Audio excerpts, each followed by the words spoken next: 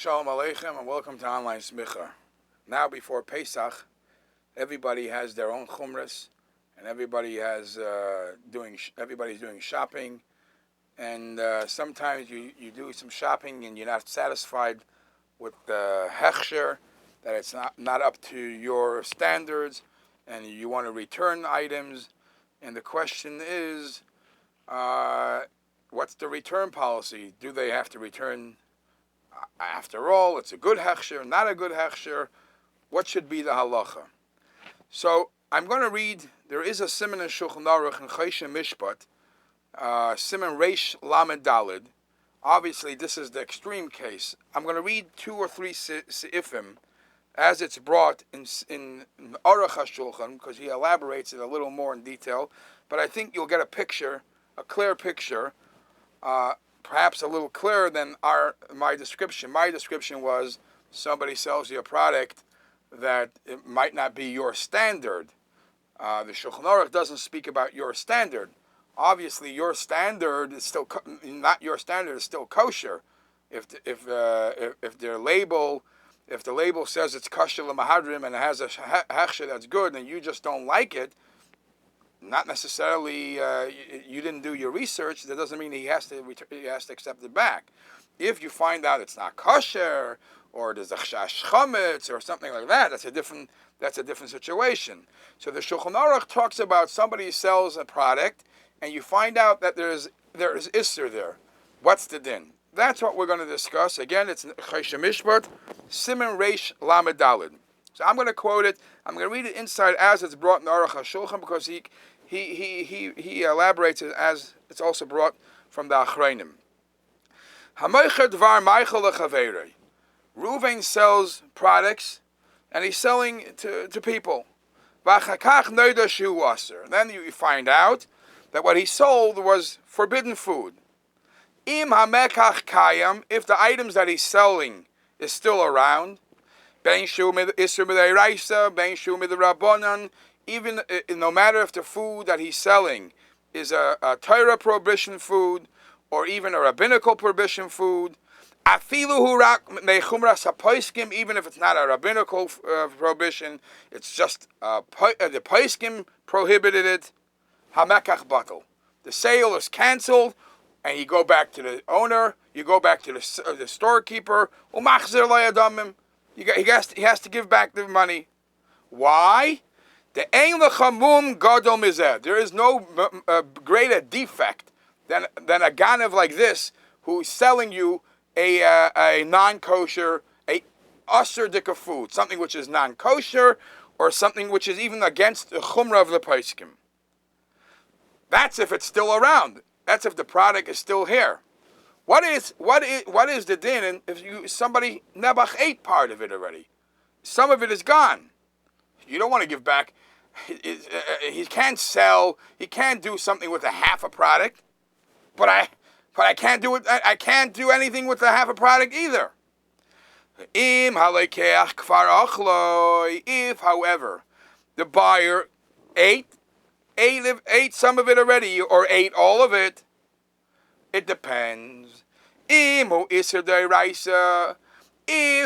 what I ate, Rachman al-Atzlan, was something which is prohibited min ha-Torah, machzir lo yadamim. I go to the storekeeper and I say, I want my money back. You scammed me. You sold me. I know I ate it, but you sold me a prohibited item. Umasha achalacha. Whatever was eaten was eaten.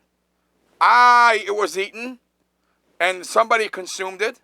Vatam. The reason is,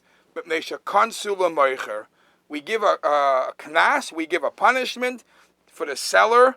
Shemochar davar aser. The person was careless. He sold something that was prohibited. Says the Aruch HaShulchan, ulotam zeh. Obviously, if we're giving knasim, obviously we're talking about a careless person. We're talking about somebody who's a rebellious person.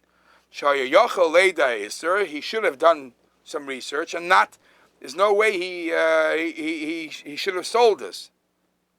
Or if the seller is a total accident, Kegoin shemachar basar, he's just selling regular standard meat. V'achakach nimtza be'ezer aver treifas, and then later he found out something was wrong, and it's only something that he just found out later.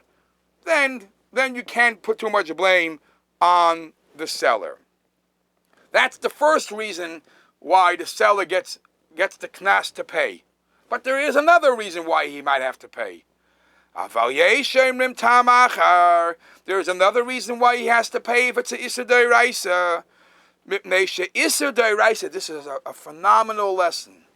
When a Yid eats a Isser D'Oraisa, if because of me or because of another Yid, somebody ate a Isser D'Oraisa, no Yid enjoys, when he finds out that he ate a Isser D'Oraisa, there is no benefit, there is no enjoyment. Not only there's no enjoyment, he has tsar from that. So you can't say, oh, at least he ate lunch. So let him, he has tsar from that. And for that tsar, you got to pay him. Listen to this. Isser D'Oraisa, when you're dealing with something which is prohibited D'Oraisa, Kisha'achla Yisrael, when a Yid eats, Lo Shayich Hana Klal, there is no benefit for a Jew. V'adarabah, on the contrary, Tsar Gadol Huloi, it's a tremendous pain for a Jew. Ulatam Zeh, if that's the reason, even if it's an accident, even if it's a mistake that the guy sold the Isser D'Oraisa, the guy has to pay for that. Because you caused tsar to another Jew. Tam zeh, says the Aruch HaShulchan, B'chol inyan tzarech hamoichel lahachze lo yadamim. If it's an Isser D'Oraisa.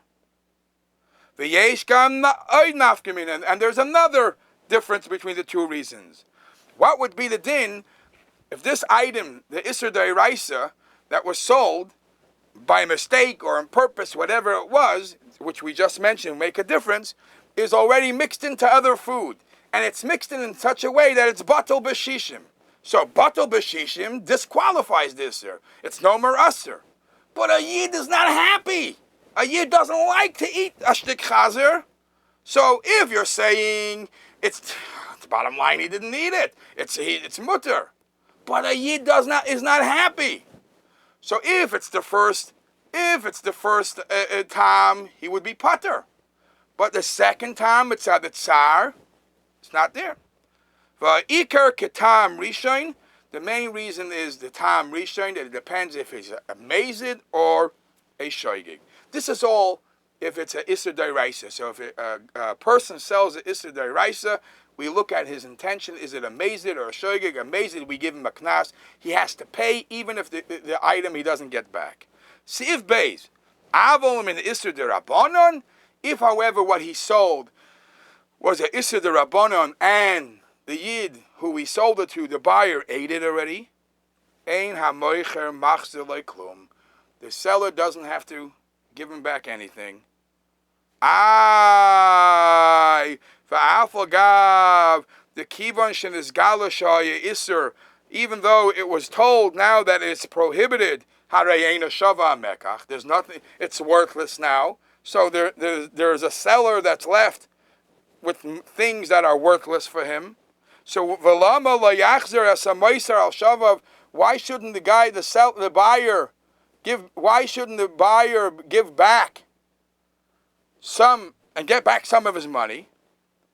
Mikol mokim. Nevertheless, kivon sha'achloi, since you ate some of it, v'layada shu iser, and you did not know that it was prohibited, and it's only a iser the rabbanon, nechshav leila lekeach keheter. At that period of time, it was like it was permitted for him. Sharei le'asa avera. At that time, he didn't do a prohibition. V'shava damav shenasan, and that money he is as if he gave. V'yesh, and there is an opinion that says that this whole conversation, whether or not he gets money back or not, that's only if he paid. If you didn't pay for this food that you're discussing, lo yishalem rak kiba'at treifa. Don't pay the higher price that he's asking for. if you got gypped, you got into a situation for a puzzle and something that you thought you're getting higher quality standard kashrus, and now he wants you to pay, never pay for the higher standard. V'chein nira, and that's lahalacha. The eich nechayvay l'shalem lechatchila b'shvul ksheira. How could we expect to make a person pay for a higher standard kashrus b'shvul ma shekvar aloi, about something that he already ate? And therefore, the halacha, it is very obviously now, especially Pesach, a person should be makbid and check the hechsherim lechatchila, see what he's looking into, what he's looking to buy, to make sure it's his standard, and not necessarily if it's not his standard, he can return it if the store policy is not to give back money. And on the other hand, the storekeepers have to be careful to make sure that everything they sell has the high standard of kashrus.